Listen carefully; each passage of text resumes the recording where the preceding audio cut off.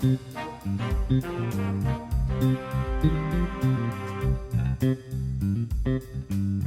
and welcome to Dollars and Cents, the Australia Institute podcast where we're talking about just what the hell is going on in the economy. I'm Elinor Johnston-Leake, the senior content producer here at the Australia Institute, and as always, I'm talking to our chief economist, Greg Jericho. Hello, Greg. How are we doing? I'm very good, Elinor. How are you? Yeah, not too bad, not too bad. This week, we are going to be talking about not just the Australian economy, but the global economy, because the IMF, the International Monetary Fund, has released its new World Economic Outlook. And I feel like the title of it really just says it all. The title was Global Economy in Flux. Prospects Remain Dim. So I'm guessing it wasn't all great news then. The IMF every 6 months, so April and October, puts out its economic outlook. And yeah, the title of them always gives it away, really. Is it usually this bad? Look, generally, yeah. Okay. They're not great at having sunshine and rainbows as far as the eye can see. No, it's always a little bit, at best, even-handed, where it will say, growth improving, but challenges remain. Or, yeah, like a compliment sandwich type thing. Yeah. Whereas this one, there wasn't a lot of compliment going around. It was all pretty, as they say, prospects dim. Yeah, and what does influx mean in here? Is that just like a polite way of saying something else that rhymes with flux? It's actually a polite way of not mentioning Donald Trump. Okay. Because basically that's what the entire report was about without mentioning his name once.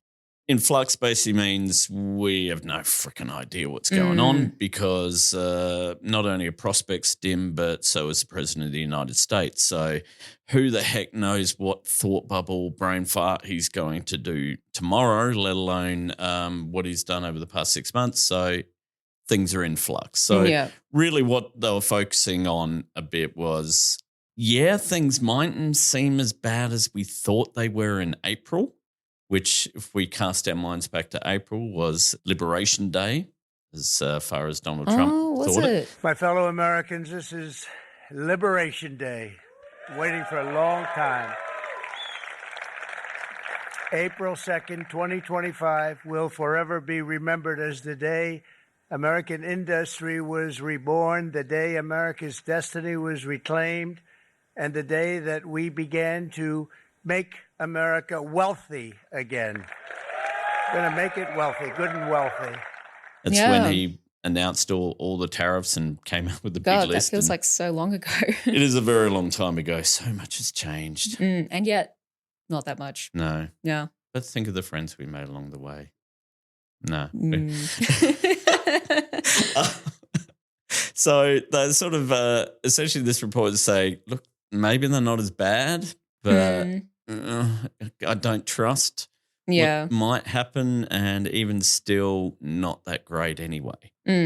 So in terms of what's actually in the report, do they have some kind of outlook for the global that's economy? The main thing. What they do is in every World Economic Outlook, they publish a whole series of estimates for every country for not just this year, but generally the next 5 years, so out to 2030. And obviously the estimates for 5 years' time get pretty ropey. Generally everything is returning kind of to trend a little bit, but not really.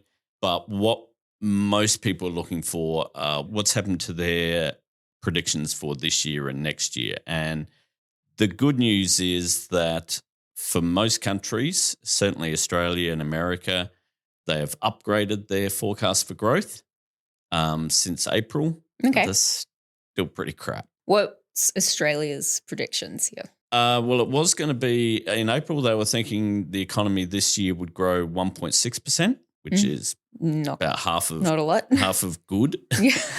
So now they've upgraded to 1.8%, which is still slightly not good, over half of good. Yeah. So they've gone from it being half good to a bit over half good. And one of the I guess the good things about it is Australia and certainly Jim Chalmers be saying, yeah, but we're doing better than everyone else, and pretty much our growth is doing better than most major economies, especially those big G7 economies, the biggest 7 economies in the world, apart from America, who's forecast to grow at 2% this year. Oh, okay. We're better than Germany, Japan, France, England. But not better than Canada. the US. Well, not better than the US. And this goes to kind of why they thought things were a bit better than they were in April, because the tariffs are still there. But what they kind of underestimated a bit was everyone knew when the tariffs were coming in. So everyone rushed to fill their orders, and households were like, okay, let's buy as much furniture and as much stuff as we can. And businesses were like, okay, let's get the steel in here as quick as we can. And so that actually provided a bit of a stimulus to not just the US economy, but the global economy, because everyone was like, oh, crap. Yep. Trump said we're going to bring in these tariffs, I think it was the end of June or start of June, I forget which. He moved the days a few times. So everyone was like, let's get it in before then while there's still no tariffs or not many tariffs. And that provided a bit of a boost. Does that mean that then, because, it was people buying things up in anticipation of the tariffs, that once that sort of stock runs out, the effect's going to run out? Yeah, that's the big concern. And also, oddly, the America's exchange rate has gone down. The US dollar has got weaker against most currencies, which has actually made it easier for companies overseas who are buying stuff that is in US dollars, because the US dollar is weaker, so it takes fewer yen now to buy a US dollar than it used to, and things like that. Even though the tariffs have made life harder for exporters to America, the value of the US dollar has countered that. Plus, you've got that combination of everyone buying up. So that's what they really mean by influx and prospects remain dim, is this was a bit unusual that this is all happening. And what are the prospects now once everyone starts realizing the tariffs are here? They start having that impact. People realize, oh, God, I've got to do another order now. And the tariffs are in place. That's looking a bit dim. Yeah. I mean, a lot of the tariffs as well, we've talked about it before. He did go sort of back and forth, threatened to introduce some tariffs, didn't end up introducing some. So I assume that, a lot of the uncertainty there comes as well, in that people just don't know what tariffs are going to stick. Yeah, no, it's completely up in the air, as we saw just this week when he came out and said, oh, I'm going to put 100% tariff on all Chinese goods on the 1st of November. And it's like, oh, okay. Oh, very good. We're back to insanity again. We said, where did that come from? It was just, that was out of the blue, right? Out of the blue, they came up with this whole import-export concept. Fears remain high of a possible escalation in President Trump's trade war after he threatened an additional 100% tariff on Chinese goods. Meanwhile, Trump has taken aim at China's dominance in world shipping, imposing a new port fees on Chinese ships that dock in U.S. ports. Now, moments ago, President Trump posted this, quote, I believe that China purposely not buying our soybeans and causing difficulty for our soybean farmers is an economically hostile act. After getting a strong response from the U.S., the Chinese are defending their approach to expand their export curbs. The Foreign Ministry today said the U.S. has continuously introduced a series of restrictions and sanctions against China, which have severely harmed China's interests. This is an additional tariff. So a 100% additional tariff. Yeah, over and above. What tariffs are currently on Chinese goods? Well, I mean, there are quite a number, and it's a fairly broad range. And this is, again, really goes to this whole point of things weren't as bad as they expected. So back in April, when the IMF were looking at what Trump was saying, they were calculating that US tariffs on Chinese goods would have an effective tariff about 64%. Now, because of all the deals being done and everything, it's down to 45%, which is still bigger than at any time since, the Great Depression or anything. Yeah. It's still massively above what used to be just in December last year. But now we got Trump saying, oh, let's make an extra. And again, we're never 100% sure. Is it going to go up to 100 or is it an extra 100? Yeah. I mean, this is a guy who thinks he can reduce it's the prices of pharmaceutical products by 1,000%. So We're going to get the drug prices down, not 30 or 40%, which would be great, not 50 or 60. No, we're going to get them down 1,000%, 600%, 500%, 1,500%, numbers that are not even thought to be achievable because I've used a certain talent that I have and convinced the drug companies that you have no choice. trusting his maths Yeah. is never It's a, also a good just thing. a threat at this point. It's Yeah, not well, he's got a officially threat for, he loves putting the threats and a due date. Currently, the due date is 1st November, but we know from what he's done this year, he likes pushing that date when he realizes that China aren't going to blink. And so he pushes it and, so who knows, but that certainly is a big one. So what's prompted this 100% additional tariff? What's he sort of got his knickers in a twist about this time? God, there's an image I really didn't need at this time sorry. of the afternoon. I apologize. Rare earths are the thing, which are a misnomer because they're not rare at all. They're plentiful. They're probably rarer than a lot of types of earths. No, not particularly. They're actually quite common. The problem is the refining of them is really hard. I see. And not many have that technology and the ability. Australia does have a lot of rare earths, but China has a stonk load of, not even a stonk load is a figure, but they've got a lot. And they've got the ability to refine them. They have got the ability, the technology, the IP to refine them. And so they control roughly 90% of the world export market of rare earths. And here's the thing, the rare earths are really vital for the US for their defense industries because a lot of the rare earths go into things that go into making a lot of defense equipment and munitions and things like that. Generally, rare earths are used for a lot of high-tech stuff, a lot of magnets. Rare earths are essential for those. So having control of them really gives you a lot of power. And China kind of are using their power. Donald Trump hasn't taken nicely to this. Has said that it was, it's morally unjust to act like they are. And I'm thinking, unilateral trade barriers are morally unjust. Calling the That's kettle good. black a little bit. Yeah, a little bit. So it's all a bit of I guess China just responding to the fact that Trump is still trying to talk a big game over tariffs and trade barriers, and they know how to squeeze America in places that it really hurts. Well, that's an image I didn't want to.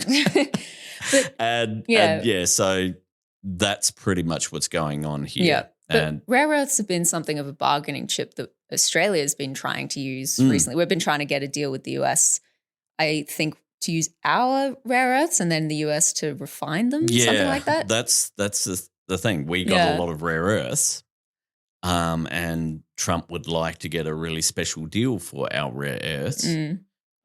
Many here in Australia are saying, so what? Once again, we've got a bit of we've been, kissed in the ass by a rainbow, as Paul Keating might say it.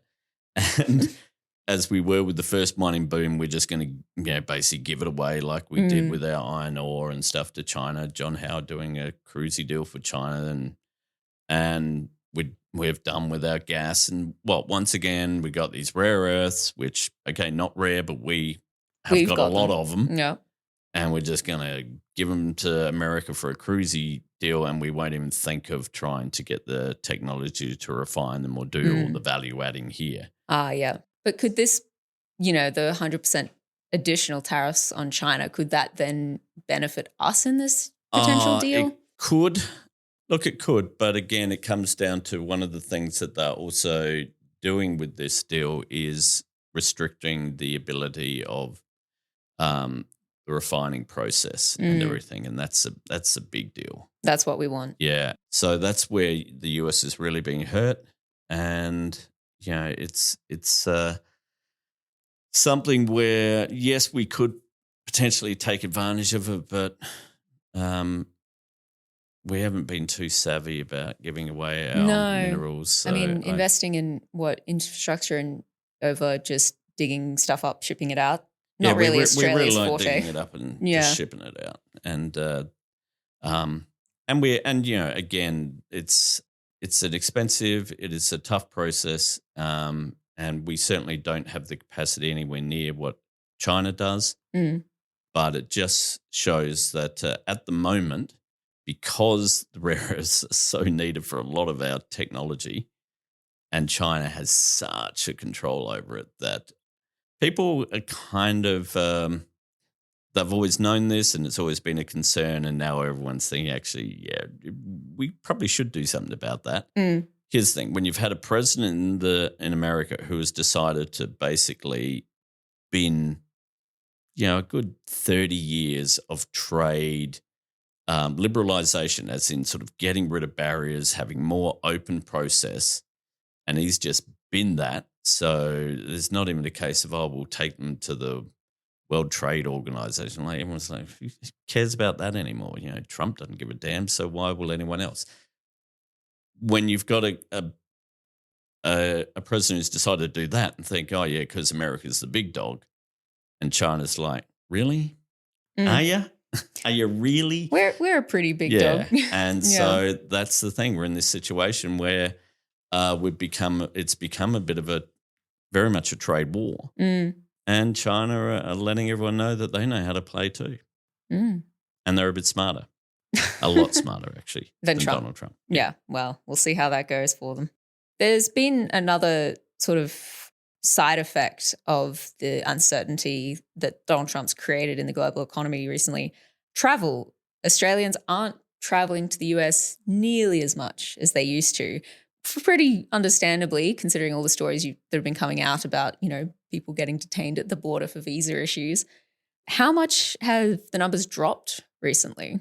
Yeah, I mean, it's just saying the IMF might be saying there's a lot of uncertainty in the world economy, but Australians are not uncertain at all. They really are not wanting to go to the US, or certainly not in the numbers that we have in the past. And you're right, it's because of clearly what we're seeing happening. And just before we started recording, I saw a report that the US State Department has cancelled the visas, I think 6 or 7 people, because of things they tweeted about Charlie Kirk.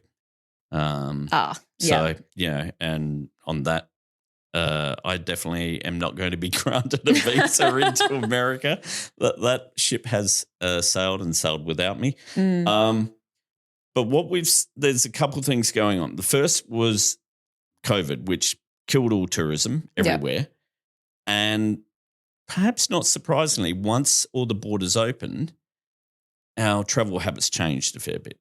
And one of the big things that changed was we started going to Japan a lot more than going to America. It's almost like they did go to Japan recently. You went to Japan. I mean, we're pretty much going to Europe much the same as we used to, going a lot more to Japan and Korea.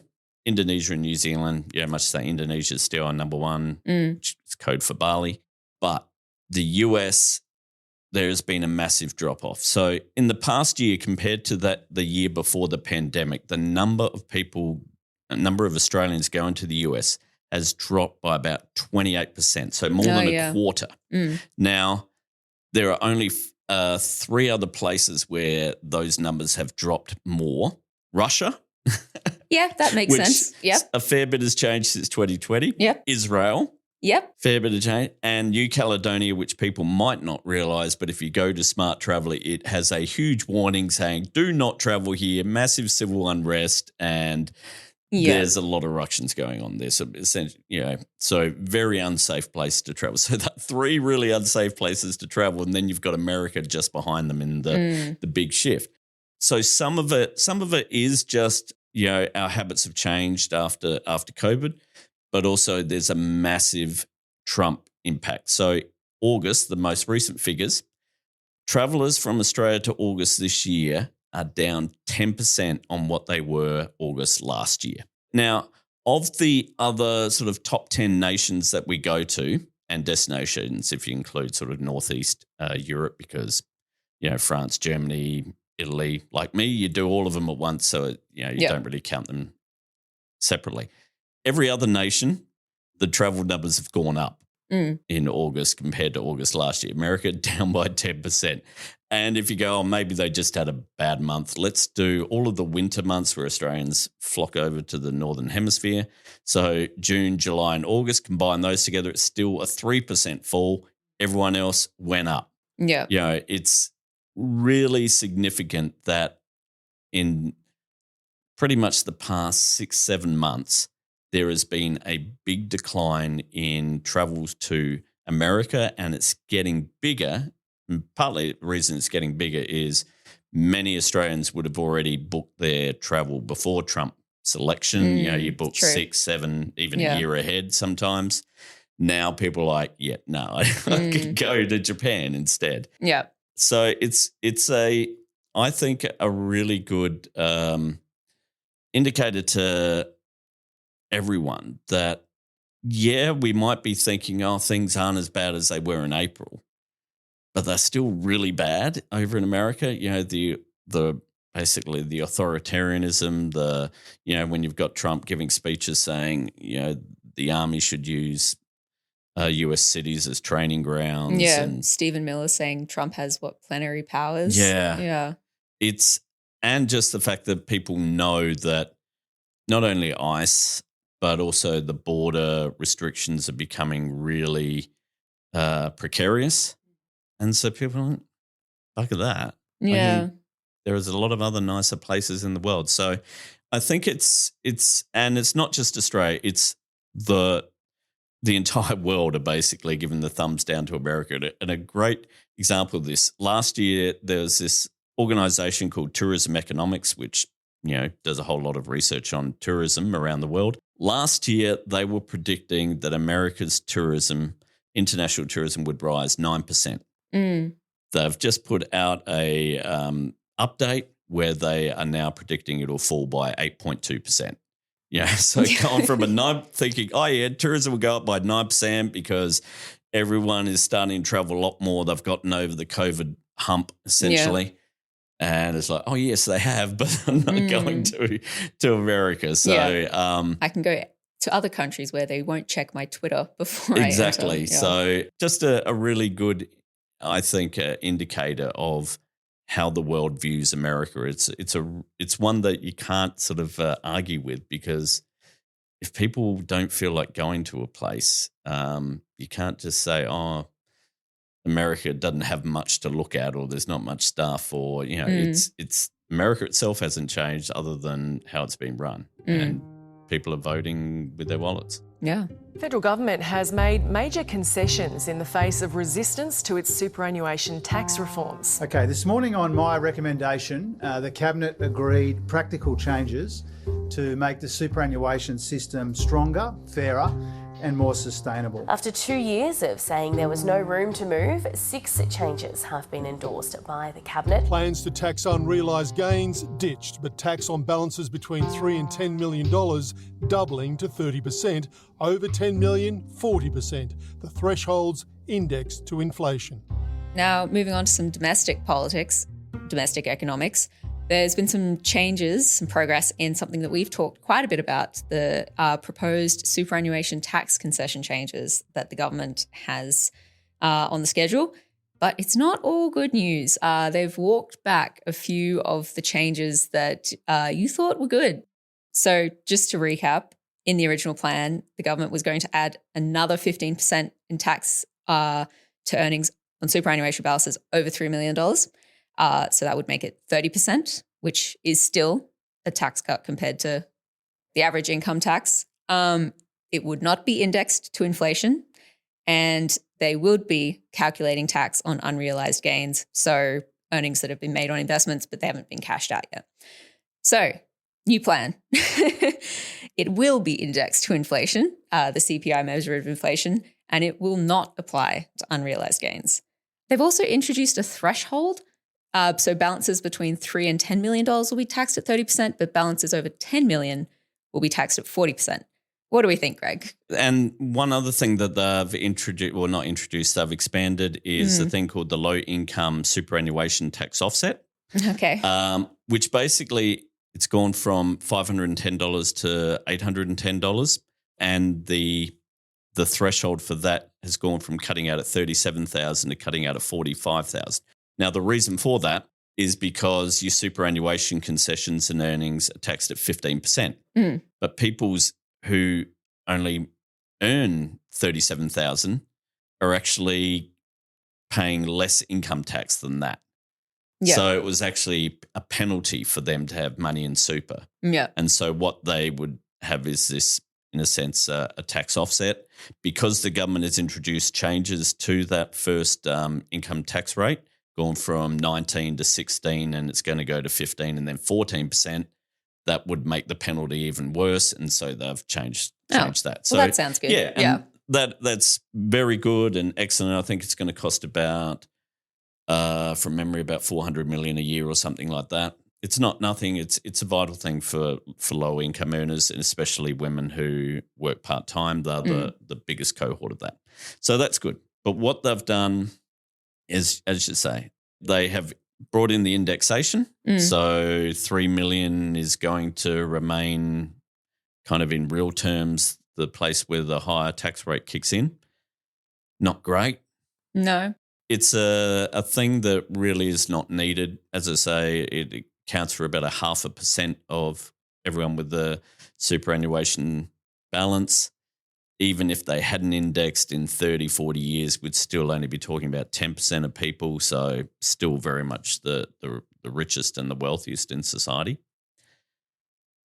What they have done is bring in this new threshold, this $10 million threshold. Yeah, how many people have $10 million? About 8,000. Okay. So about 0.05% of everyone with a superannuation balance. So, let's just say 8,000 people. Now, why they did that was to try and correct a thing that John Howard did, because as we know, John Howard fucked everything. According to the titles of this podcast, often, yes.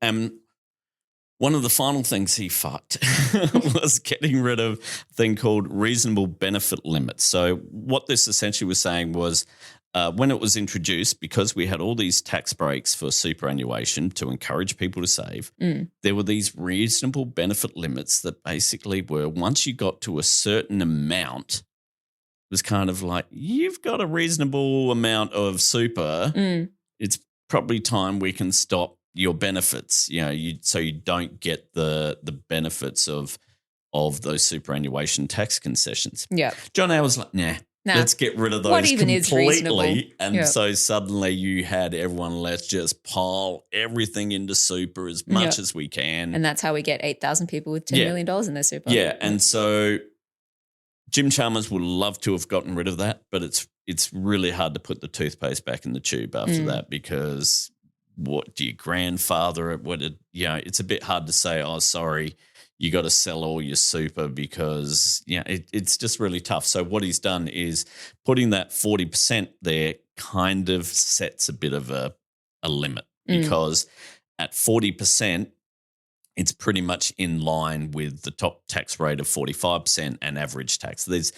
Once you're getting to that level, there's actually not a lot of benefit by putting all your income into super, certainly not like the 15% that you're getting now. Problem is, everyone from the AFR and all others have said, I know what they're going to do. They're just going to put everything into a trust and they'll get around to that. It's like freaking whack-a-mole. So, look, that's okay. The getting rid of the unrealized capital gains aspect is something that I'm disappointed in, because we know that wealth is generated through these unrealized capital gains, that people borrow against unrealized capital gains, these gains that are notionally on paper but wealthy people are using to build up more wealth, more income, and then they turn around and go, but it's not real, so you can't tax me on it. I haven't made it yet. Okay, but I'm looking at the AFR's richest list and it's all calculated using unrealized, gains. Yep. I think that is wealth. So Jim Chalmers, it seems under pressure from Anthony Albanese, has basically ditched that. look, it's not great. It's better than it was. You know, it's better than what it is right now, where it's 15% for, you could have 100 million and you're only taxed 15% on those earnings. Now, you know, those people are going to have to pay 40%. They'll be annoyed, but they'll find a way. I'm sure they will. That was the reason why I really liked the unrealized capital gains aspect, because it made it so much harder for these people to use trust, to use things, to go, well, I'll keep my assets until I retire and I'll sell them then, and that way I can, you know, it's... And as you've said before, we do tax on unrealized gains in some areas. Yeah, I mean, you know, it certainly applies to people on the age pension because you have an assets test, which is unrealized capital gains. If the value of your assets goes up, you might have sold them, but the value of them gone up, then you have, and it could be shares, it could be whatever, then you're going to get less age pension. So it applies for people at the lower end of the scale, but for the richest, no, don't worry, we don't treat it that way. Pretty typical of a lot of things. Yeah, so look, clearly not what Jim Chalmers wanted, and you know, you can have all this argy-bargy about it's politically a loss. It's better than it was, much better than it was. And if this is going to put focus on trust, great, so we can go after them. There's a lot more tax fights to come. At least we've got something. It doesn't give us a lot of hope that there's a heck of a lot of courage coming out of the lodge.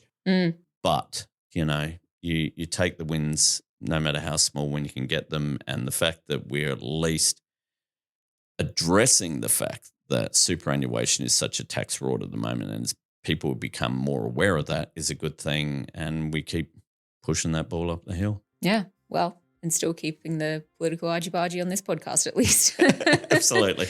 Yeah, well, I reckon that's probably all we've got time for today, Greg. It is, and thank you, Elinor, once again, and thank you all for listening to another episode of Dollars and Cents. And this episode of Dollars and Cents was recorded on the 15th of October, and some things may have changed. We will be back, though, with another episode next week. No idea what it's going to be about. We'll just have to wait and see. I'm sure something interesting will happen. Hopefully, well, Trump might do something. Yeah, nothing too interesting, hopefully. Oh, I want something to write about.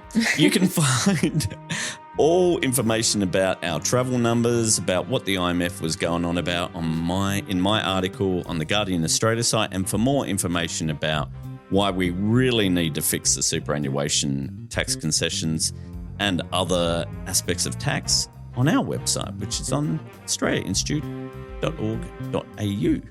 Our music, as always, is from Blue Dot Sessions. Everyone, have a safe week, and we'll catch you all next week. See ya.